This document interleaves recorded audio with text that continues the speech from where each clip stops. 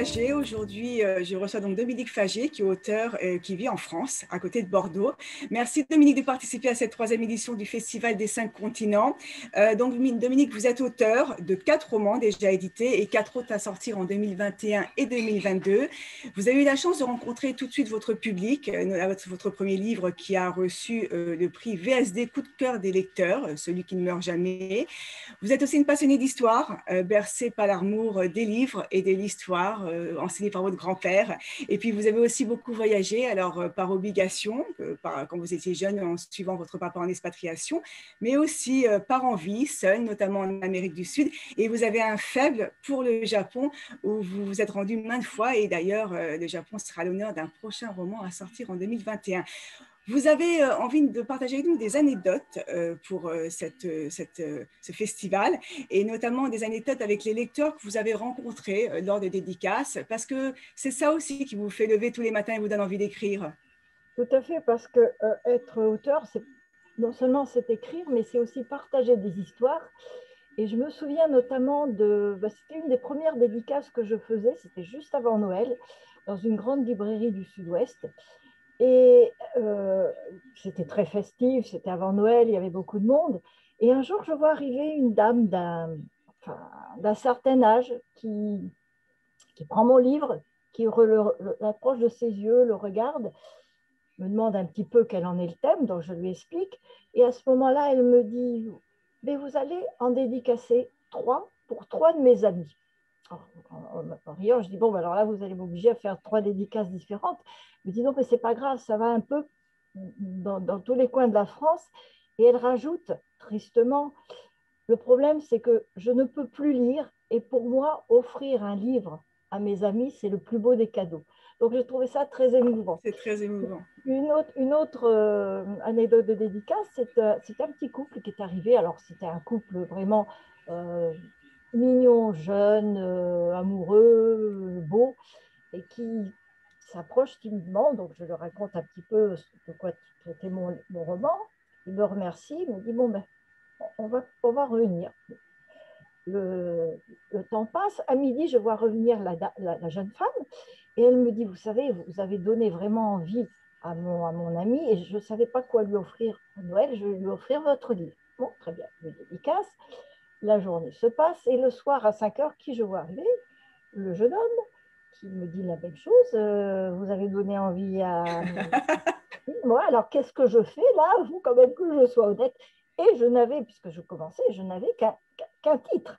Donc, j'ai réussi à lui donner envie d'acheter un autre livre et pas le mien. Bon, j'espère qu'après, il m'aura pardonné. Mais enfin, il n'y a pas que des gens sympas, parce qu'une fois, il y a eu un énergumène qui est arrivé et qui me dit, c'est quoi votre bouquin? Je lui explique et il me dit, ben, je vais l'acheter. Ah non, je vais le prendre, je vais le prendre. J'ai dit, oui, vous voulez que je le dédicace? Non, non, j'irai le prendre sur le net. Ben, ça serait plus sympa pour le libraire de le prendre maintenant. Elle me dit, non, non, parce que moi, je vais sur les sites de piratage.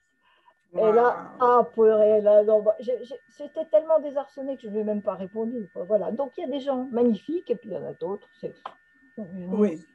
moins sympa. Voilà. Alors moi, j'aimerais qu'on parle d'un autre sujet qui est important, puisqu'on parle de résilience. Alors c'est une petite résilience, mais c'est une résilience quand même. Vous avez eu la chance d'être sorti en maison d'édition. Et là, il y a dans vos tiroirs, je crois, donc 4 autres manuscrits. Et vous m'avez dit la dernière fois, Dominique, si je ne trouve pas d'éditeur, je les sortirai moi-même. Donc il y a cette volonté d'écrire, de rencontrer son public, et que, et ben voilà, si une maison d'édition ne tombe pas amoureuse de votre manuscrit, vous avez vraiment la volonté de Voilà, oui, oui, j'ai l'offrir à envie vos de lecteurs habituels. partager. Voilà, tout à fait. Et c'est vrai que c'est difficile parce que je pense que ça tient au sujet même de mes bouquins. C'est que c'est à la fois thriller, c'est à la fois roman d'aventure, récit historique, histoire d'amour, et ça mélange tout. Et donc, dans quelle case, il y a un directeur littéraire qui m'a dit, mais moi, je ne sais pas dans quelle case vous mettre. Donc, c'est peut-être à cause de ça, c'est peut-être, je ne sais pas, mais en ce moment, c'est aussi très difficile. Voilà. C'est vrai que c'est toujours un problème pour un auteur de se dire qu'il doit être mis dans une case, et c'est Ouais. pour ça que Et j'ai parfois eu des auteurs aussi, écrivent dans les cases. Ouais. voilà, j'ai aussi des déboires parce que j'ai des éditeurs qui ont malheureusement Mis la clé sur la porte. mis la clé Oui. sur la porte, donc Ouais. après, c'est tout un problème. Bon, c'est compliqué, c'est très compliqué. Et donc, peut-être que l'auto-édition, mais bon, j'en sais rien. Sauf à trouver une perle parmi les éditeurs, voilà. Eh ben, on va voir ça, on vous suivra, Dominique. Une dernière petite note dans les anecdotes. J'ai beaucoup aimé ce que vous me racontiez sur vos après-midi lecture avec votre grand-père. J'aimerais bien que vous reveniez un peu sur ce grand-père formidable qui vous a donné envie non Ah seulement de oui, voyager, mais de lire et de vous intéresser à l'histoire.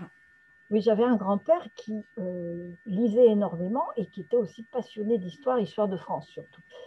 Et donc, à chaque été, quand on allait passer quelques jours de vacances chez lui, il avait un personnage historique dont il s'était entiché. Alors, une année, c'était Louis XI.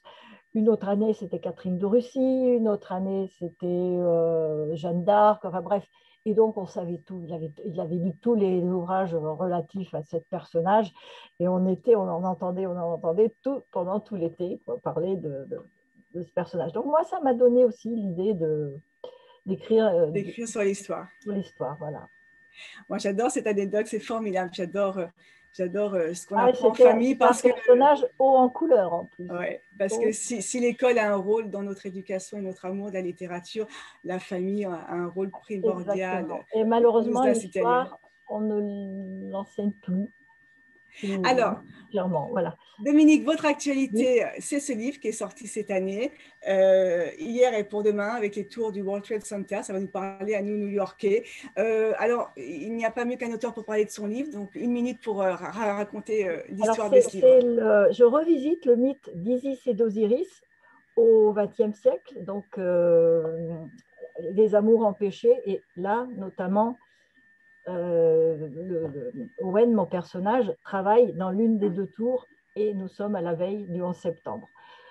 Donc c'est aussi un récit un peu fantastique, puisque, comme je le dis, et si on pouvait revenir dans le passé pour changer le cours de l'histoire. Voilà.